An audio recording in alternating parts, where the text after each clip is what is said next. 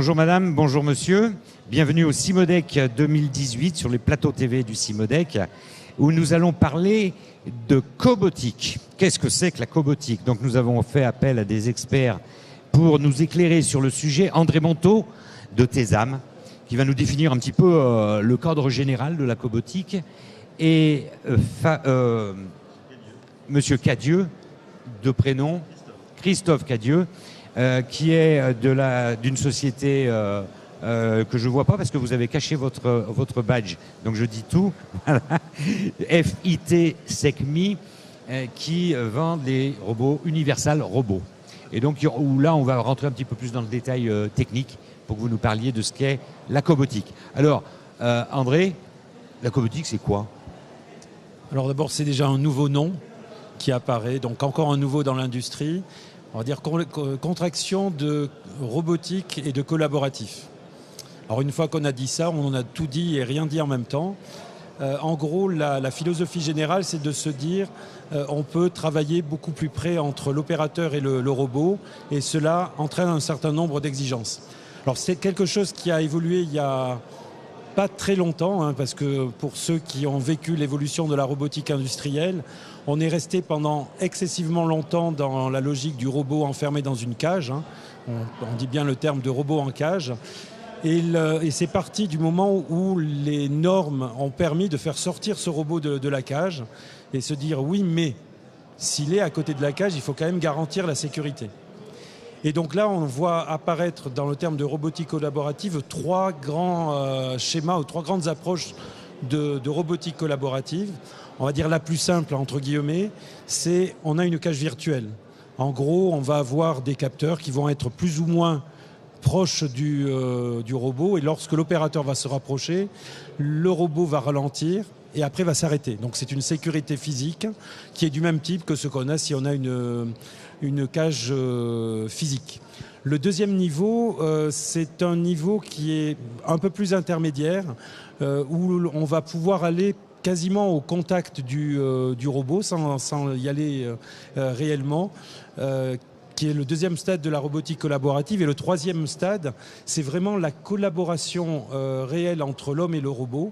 C'est-à-dire on va aller dans ce que l'on peut qualifier dans certains cas de troisième main, sur des opérations par exemple de contrôle complexe ou de montage complexe, où le robot va travailler en collaboration étroite avec l'opérateur. Et cela exige aussi, en termes de sécurité, des sécurités intrinsèques dans ce cas au robot, pour qu'en cas de contact, l'opérateur ne soit absolument pas blessé. Donc soit ralentissement, soit arrêt complet du robot. Donc on voit bien ce cheminement entre le robot en cage qu'on avait au départ et le robot le plus collaboratif qui est ce robot de collaboration réelle entre l'humain et la machine. Et donc les roboticiens comme vous, enfin les distributeurs de robots, vous avez vu arriver cette progression de la robotique en cage vers la robotique collaborative par une demande, par un besoin exprimé par l'industrie, ou est-ce que c'est vous qui avez proposé, qui avez devancé ces besoins? Comment ça s'est passé pour vous? Au-delà de mon rôle de distributeur, effectivement, ce qui s'est passé au travers d'Universal Robots, pour lequel effectivement j'effectue la distribution en France, c'était effectivement d'avoir détecté au niveau des industriels des besoins qui étaient en marge finalement de la robotique industrielle traditionnelle sur de la cadence ou des gros volumes, avec finalement, comme on l'évoquait précédemment, un opérateur qui était en dehors de la zone de travail du robot, où les problématiques étaient différentes. C'était effectivement d'avoir une notion d'interaction homme-machine sur des problématiques de TMS, comment aujourd'hui résoudre des troubles musculo-squelettiques. Il y a effectivement aussi appréhendé des tâches répétitives où finalement la valeur ajoutée de l'opérateur aurait été plus pertinente d'être orientée sur des tâches à forte valeur ajoutée. Et finalement, le postulat de départ était ce besoin provenant des industriels, et la pertinence d'Universal Robots à l'époque, c'était effectivement d'avoir essayé de trouver, de définir la solution technologique qui soit la plus adaptée à cette solution d'agilité qu'on veut donner au robot, avec une interaction en machine qui soit appréhendée dès le départ dans le robot lui-même. Voilà. Donc la cobotique, c'est aussi un complément de la robotique industrielle telle qu'on la connaît, qui ne va pas forcément disparaître. On l'a vu avec d'autres exemples, avec Usitronic, avec les machines intelligentes, où là les robots restent dans leur rôle, on va dire, de cellules, d'alimenteurs de cellules, et là l'homme n'entre pas, et la cobotique est un autre besoin un peu différent, où là on vient vraiment travailler ensemble. Alors quelles sont les problématiques de sécurité, parce que André nous l'a bien expliqué, mais comment vous les avez résolues en termes techniques? En termes techniques, effectivement, ça rejoint ce qu'on évoquait tout à l'heure sur les différentes modalités aujourd'hui dans lesquelles on va appréhender l'interaction en machine. Et notre rôle, finalement, en tant que distributeur, et surtout sur cette logique collaborative, est plutôt d'avoir un rôle pédagogique. C'est aujourd'hui, finalement, par rapport aux besoins qui émanent des industriels, c'est finalement aller à leur rencontre et de bien comprendre, finalement, qu'est-ce qu'eux attendent dans leur process de fabrication d'une interaction entre l'homme et la machine. Sachant qu'aujourd'hui, le postulat de départ par rapport au robot collaboratif demande finalement une réflexion globale entre l'industriel, le constructeur de robots et finalement les institutionnels sur la meilleure façon d'appréhender cette interaction. Sachant qu'aujourd'hui, un robot collaboratif va forcément avoir des contraintes liées à une notion de vitesse de l'opération à effectuer, à une notion de dangerosité liée non pas au robot lui-même, mais aux éléments de préhension, qui effectivement on peut assez facilement imaginer que déplacer un robot avec une boule de mousse ou un couteau demandera une réflexion différente dans l'approche de la mise en sécurité du process collaboratif. Voilà. Et notre rôle finalement en tant que distributeur de robots collaboratifs est de bien expliquer à nos clients, de comprendre leurs exigences et leurs contraintes pour effectivement mettre en situation non pas uniquement un robot, mais un process collaboratif qui se prêtera finalement à une démarche industrielle qui aboutira finalement à une fabrication sereine en termes de sécurité. Alors André, TESAM est un conseiller, un accompagnateur des entreprises. Et dans ce cadre-là, j'entends bien les problèmes de sécurité. Nous sommes en France. On a l'habitude de surnormer par rapport à l'Europe tout ce qui concerne la sécurité notamment. Et on le voit dans l'industrie avec des procédés connus comme les embarreurs de tours automatiques en décolletage, comme quoi l'administration est pointilleuse et vient quelquefois freiner l'installation de tels dispositifs. Qu'en sera-t-il de la robotique collaborative dans ses multiples applications? Alors, je vais répondre peut-être de deux façons à cette question.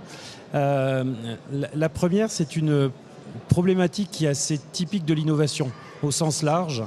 On arrive avec une nouvelle application, avec des nouveaux outils et avec des nouveaux acteurs qui proposent des solutions, mais en même temps des nouveaux utilisateurs qui n'ont pas la culture qu'avaient les anciens utilisateurs.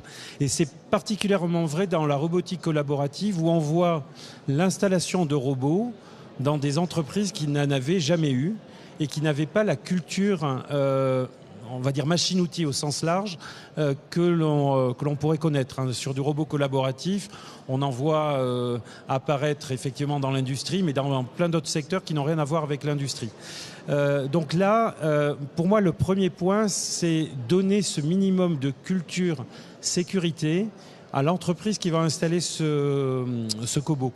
Alors c'est à la fois de la formation, mais c'est aussi un vrai travail entre les fabricants de robots et les intégrateurs, justement pour que, on va dire le minimum syndical, si on peut dire ça comme ça, soit au niveau de l'entreprise et bien compris. Ce qui a été dit précédemment sur ce n'est pas le robot collaboratif en lui-même qui est dangereux, c'est l'outil que l'on va mettre en bout du robot collaboratif. Donc ça, c'est le premier point qui me semble important. Alors après, si on se dit, est-ce qu'on va surnormaliser en France sur le robot collaboratif ? J'allais dire non.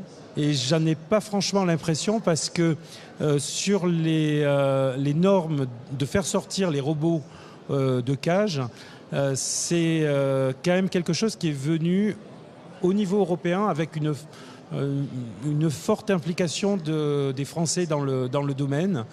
Ce qui fait qu'aujourd'hui, alors je suis peut-être très optimiste en disant ça, je n'ai pas l'impression que le robot collaboratif soit surnormalisé en termes de sécurité.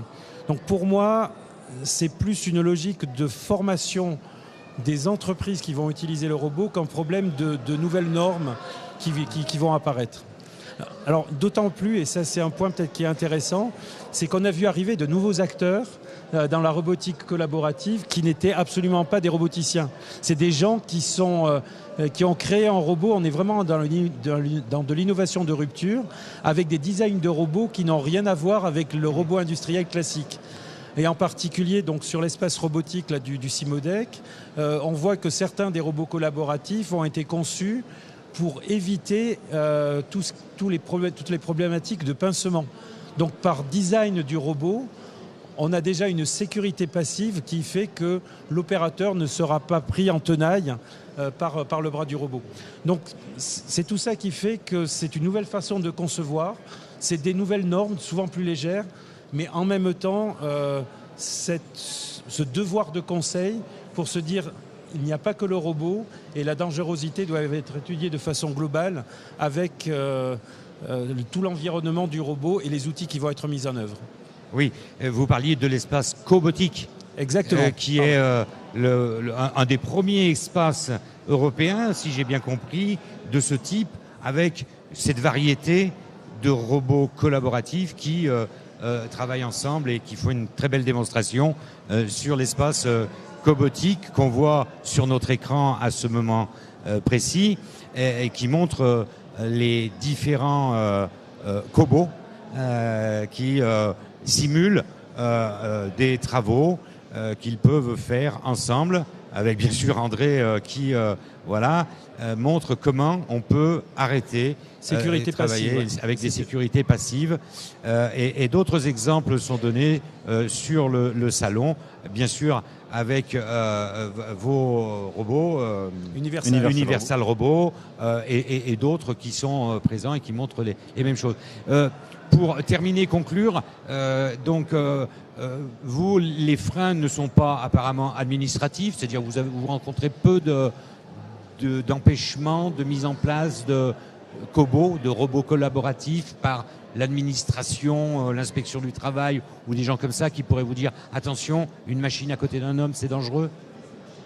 C'est pas forcément une notion de dangerosité. C'est qu'effectivement, comme c'est une technologie qui est novatrice, elle a demandé effectivement à ce qu'on ait beaucoup plus de pédagogie dans la manière d'appréhender l'environnement. Donc aujourd'hui, c'est pas dangereux, à condition qu'effectivement, le fait d'investir ou dans un process collaboratif avec un robot collaboratif nécessite finalement une démarche identique à la mise en place d'un robot industriel, dans le sens où on a quand même une analyse des risques à faire, mais elle va se traiter différemment, avec une autre approche sur la notion d'interaction en machine, qui effectivement demandera demain à être plus vigilant sur l'exposition d'une machine à un opérateur par rapport à l'outillage qu'on peut avoir en bout de poignet.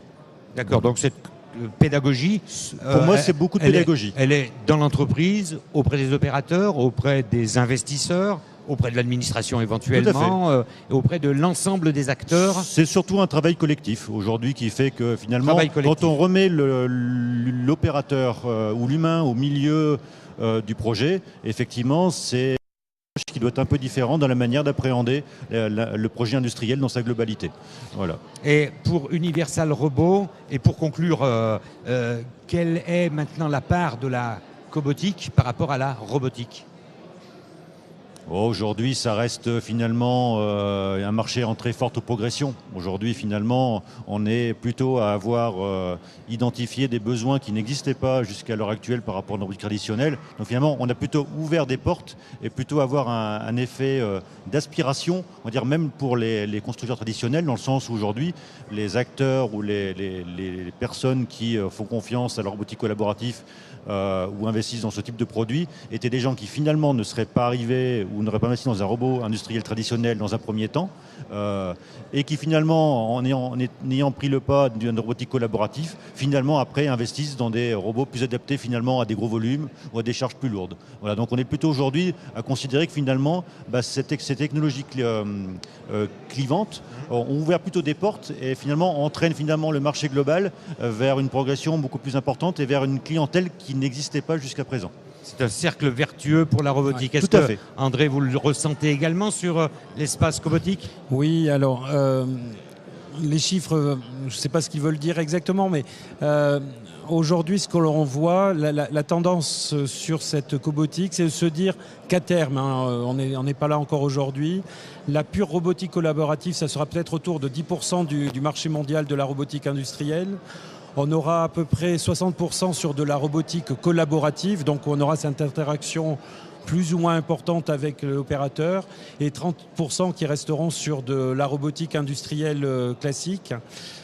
Par contre, il y a des choses nouvelles qui sont aussi en train d'apparaître. Alors, on ne les appelle pas aujourd'hui de robotique collaborative, et pourtant ça en est. Et ça, je pense que ça sera important dans le cadre de la réduction des troubles musculo-squelettiques. C'est tout ce qui tourne au niveau des exosquelettes. Et on voit apparaître aujourd'hui des exosquelettes légers qui permettent à l'opérateur de se déplacer et d'avoir des postures de travail beaucoup plus agréables, qui permettent de réduire ces troubles musculo-squelettiques.